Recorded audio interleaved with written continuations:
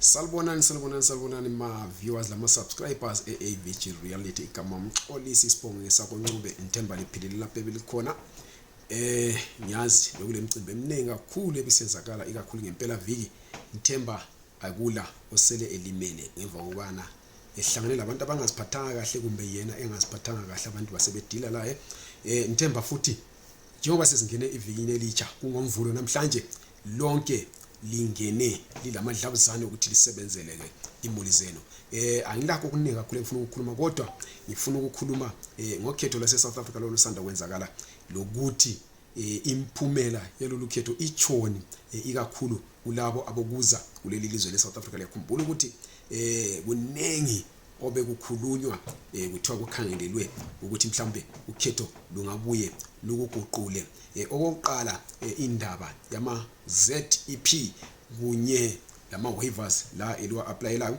eliwaziwe esikwaziyo sofana ukuthi njengoba lonke lisazi ukuthi iAfrican National Congress eyiyo ephethe uhulumende wakuleli lizwe yehlulekile ukuthi ithole i50% plus 1 vote eyiyo i-threshold ebavumela ukuthi bafome uhulumende ongowabo bengabambananga lelinye ibandla so lokho kuthi ukuthi iAfrican National Congress ngoba ithole 40% kufanele ukuthi ingene kumanyano lelinye lamabandla kumbe lamanye wamabandla angakuyenza ukuthi ke igcine isithole lo 51% 50% plus 1 vote ukuze ifome uhulumende lokho kwenzakala liyazi ukuthi ama parties alama ideologies ahlukeneyo ama parties alenza izinto ezithile azifunayo ezihlukeneyo kungakho ukuthi kuzokwenziwa njani ngalaba abangelawo ama documents kumbe labo abalawo ama documents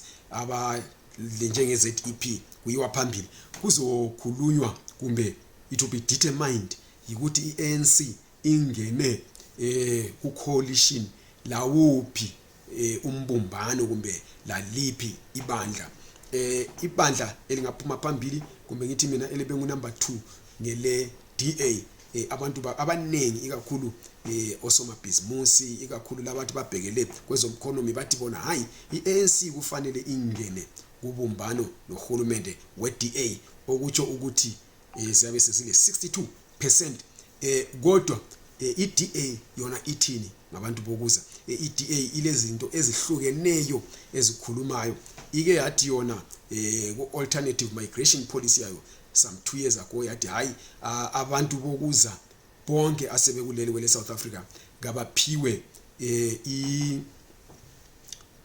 iamnesty bese benikezwa ama documents kodwa akusiyo into esingayithemba leyo ngokuba isiyayazi futhi le part ukuthi ekuqaleni yebe kukhuluma ngokuvalwa kwamabhoda isithi akuvalwe amabhoda abantu bangaphonguzibuyela kwele South Africa ibikhuluma into eziningi kakhulu kungakho asikwazi ngokwamanje ukuthi iANC ingangena kuhulumende womanyano leDA kuzokwenzakalani kube sokusithi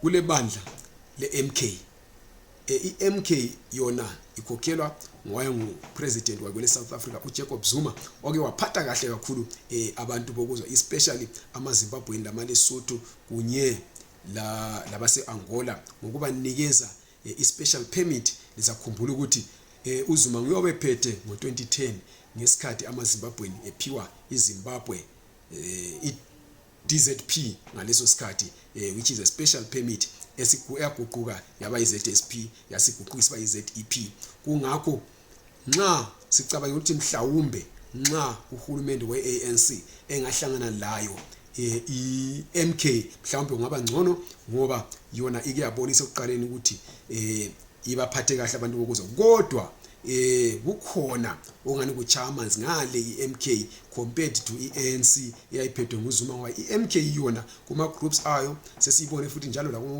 kuma social media ihlukumeza abantu bokuza ithi kabahambe especially eKZN lapho kade behamba khona ke belandelela abantu bethi sukani lihambe kanti ledudula lizakhumbula ukuthi ithi iqala ibihamba labantu abathi bona bangama MK begqoke ama camouflage bethwele izibhamu kungakho le iMK layo yethusa ke kakhulu ngoba sesiyibonile ihlukumeza abantu abokuza. Asikwazi kodwa ukuthi nxa isikuhulumende ingabe kwenza kumbe ngithi asikwazi ukuthi lokho bekusenziwa ngabantu abagqoka impahla bethi bangabe MK kuyinto evunyelwe yiphathi yini. Lokho asikwazi ngoba uZuma yena ngokwakhe siyamazi ukuthi umuntu othanda ama-Afrika, umuntu othanda ukuthi ama-Afrika ahlangane. So kube sokusiba lenye possibility ukuthi i-ANC isingahlangana le-EFF kunye le-IFP lakho futhi zingahlangana zibe zinjalo zingamfoma uhulumende. Lo-ke uhulumende liyayazi ukuthi i-EFF yona izithandela ama-Afrika kakhulu njalo ithi yona abantu kabayeke ukuhlukunyezwa. Kungakho nxa kungaba uhulumende we-ANC le-EFF kunye le-IFP sicabangela ukuthi hayi izinto ngeke zimoshakala. Kodwa likhumbule futhi njalo ukuthi udaba lwe-ZEP lusecourt, icourt ayikaqedi ngalolu daba. Kungakho noma nguphi uhulumende ozongena kuzofanele ukuthi alalele lokho okuchiyo icourt. Asikwazi ukuthi uminister uMtswaledi uzoqhubeka yini ngemva kokuba uhulumende omutsha esefungisiwe. Nxa uMtswaledi angaqhubekanga kuthi ukuthi sesingakhangelela futhi enye inguquko, singazi ukuthi i-ANC yabingenelo bani engutsheni kusiyakhandwa uhulumende omutsha. Kodwa okwamanje sibhekile, sikhangele ngamehlo okhozi, sifuna ukuthi sibe kwazi ukuthi kwenzakalani depending ukuthi bahlangana nobani. Kodwa isifiso sethu esikhulu yikuthi whoever comes into the new government angaze wenza inguquko enkulu kakhulu. Liyakwazi futhi njalo ukuthi i-ANC bisibuye le policy entsha on migration equkethwe international white paper on migration, bathi bona siyipolicy. Konke lokho ngokuyizinto okuzodependa ngokuthi iphathi ingenelo bani engutsheni.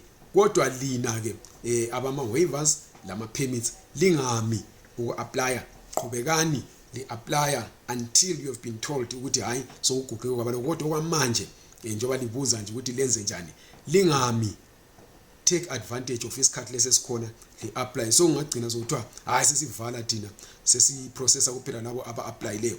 Kungakho isikhathi sokuthi li-apply yiso sena lesigijimani, liphuthume lenze ama-applications enu. Lingawenza lawo ma-applications, lilinde lisazi ukuthi kukhona eselikwenzile. Apply for ama-waivers lawo. Nxa usuyitholile i-waiver yakho ungami, phuthuma uhle u-applyele i-permit, i-mainstream visa ezakwenza ukuthi uhlale eSouth Africa ngokusemthethweni. Ikhona futhi njalo i-ZEP eyinye eyakhitshwayo expire mhla ka-28 November 2025.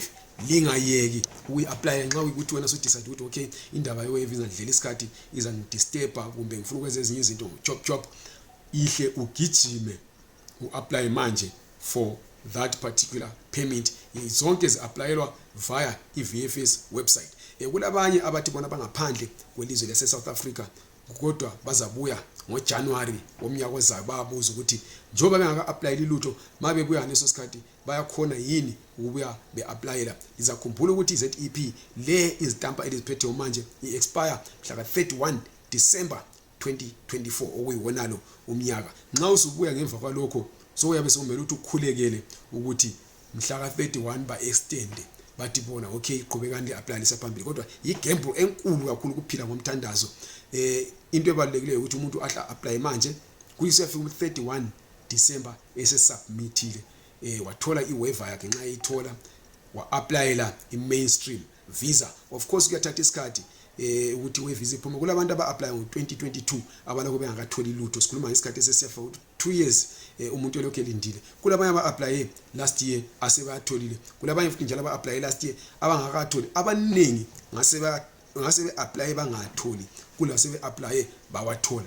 Kodwa esengikhulume labo mina aba-applyayo bathola impendulo cishe bonke bawatholile. In fact akule sengimtholile othi yena wa-apply setholile impendulo ithi akayitholanga i-waiver. Kungakho qhubekani li-apply abantu bakithi, ligijime liphuthume libambe isikhathi lisasekhona ngoba asifuni ukuthi ligcine selikhala.